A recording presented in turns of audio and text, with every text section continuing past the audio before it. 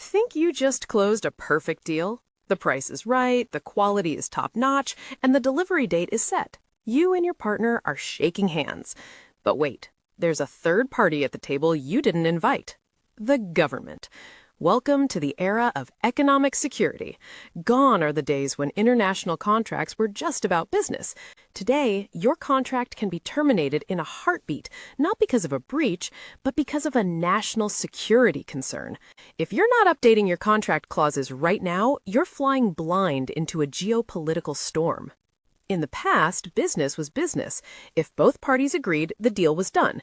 But now, economic and national security are fused together. We're seeing a global regulatory race. Take the US, for example. It's not just about shipping hardware anymore. Under EAR and ITAR, even a verbal technical briefing or a software update can be flagged as a restricted export if it involves AI or quantum computing. And then there's CFIUS. They're no longer just watching Chinese investments, they're scrutinizing deals from allies too. Moving to the EU, they've introduced the FSR, Foreign Subsidies Regulation. If your company received support from a state-backed bank, even in Korea, your M&A or public bid in Europe could be blocked. And China? Their 2023 anti-espionage law and strict data security laws mean even routine due diligence could be seen as stealing national secrets. The playground has become a minefield.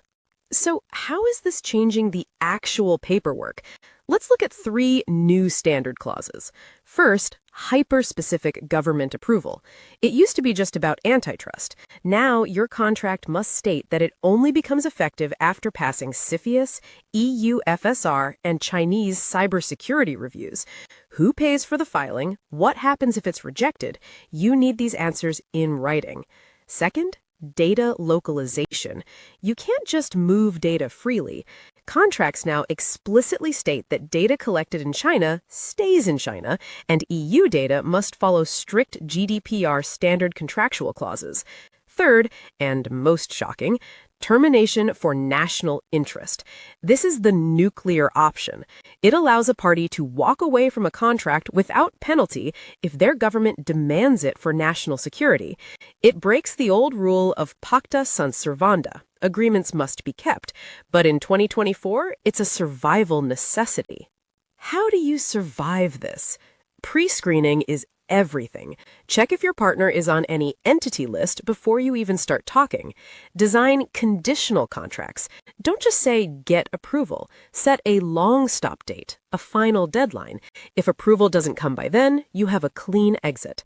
Compliance must be specific. Following the law isn't enough. Define exactly which export controls apply and who is liable for deemed exports. Think about dispute resolution. If a deal fails because of a political sanctions, will an international arbitrator even have jurisdiction? You need a plan B. Economic security isn't a passing trend. It's the new foundation of global trade. The companies that win won't just have the best products, they'll have the most resilient legal frameworks. Legal teams can't work in silos anymore. Sales, tech, and government relations must sit at the same table. The rules have changed. Are you ready to play? If you found this insight helpful, hit the like button and subscribe for more deep dives into the intersection of law and global business. See you in the next one.